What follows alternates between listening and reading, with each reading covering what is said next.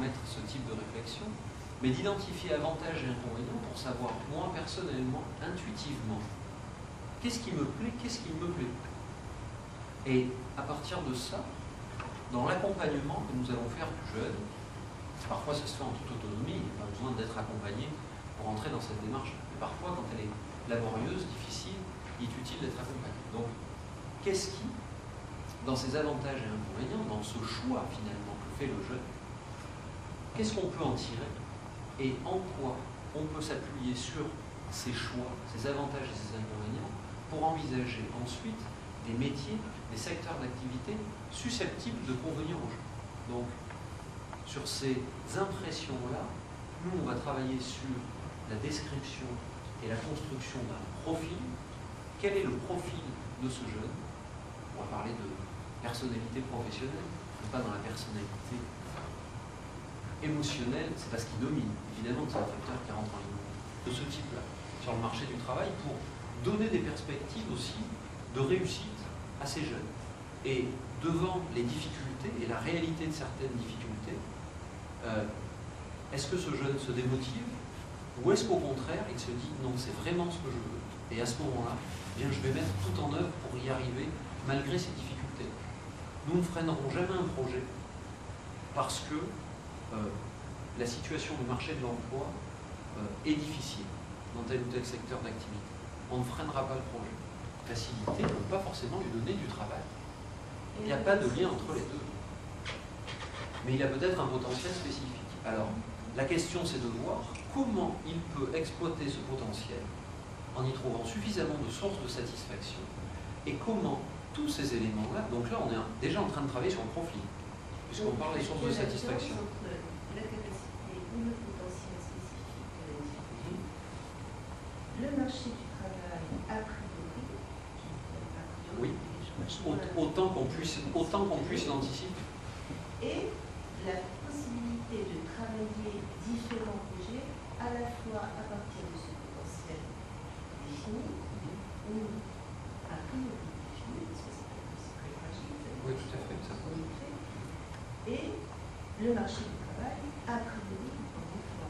Est-ce que vous travaillez essentiellement sur les différents fichiers existants, que ce soit par secteur, ensuite par métier, ou est-ce que vous travaillez à partir d'études qui ont été faites sur des 10 ans, 20 ans, 40 ans?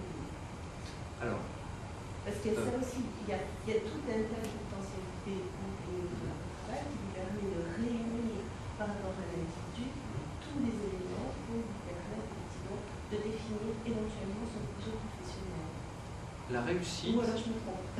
Non, mais je vais essayer de vous répondre. Merci. Je ne pourrais pas vous donner une réponse qui marche dans 100% des cas. Déjà, pour remettre les choses en perspective, on travaille avec de l'humain, donc on n'est pas sur 100% et il n'y a pas de réponse qui soit stricte et définitive. Les variations du contexte, de tous les contextes, le marché du travail en fait partie, mais il y a aussi des variations dans l'organisation des filières scolaires, ça bouge. Il y a des réformes, il faut se remettre à jour très souvent. Les variations du contexte sont, à mon avis, un facteur dont il faut tenir compte, mais pas trop, pour travailler sur un projet professionnel.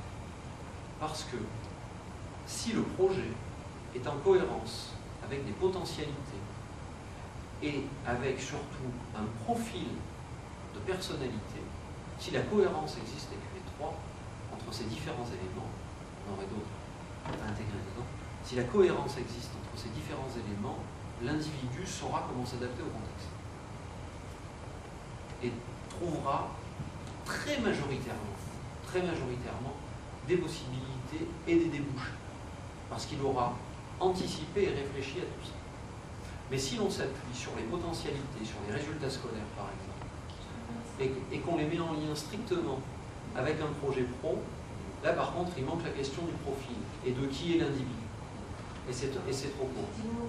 Le marché du travail nécessite une grande mobilité, une grande capacité d'adaptation, et on prépare aussi les jeunes à ça. Mais dans un sens, c'est aussi une liberté. L'idée, c'est d'en faire quelque chose qui puisse être satisfaisant pour eux.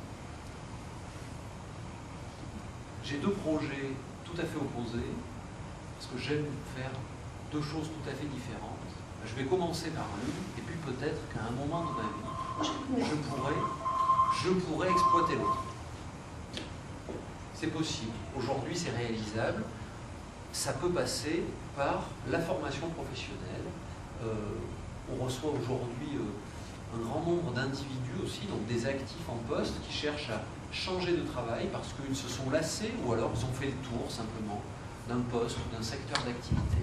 Bon, ils ont envie de faire tout à fait autre chose. Très bien. Comment est-ce qu'on peut faire? La formation professionnelle n'a jamais été autant financée, n'a jamais aussi bien marché en France qu'à l'heure actuelle.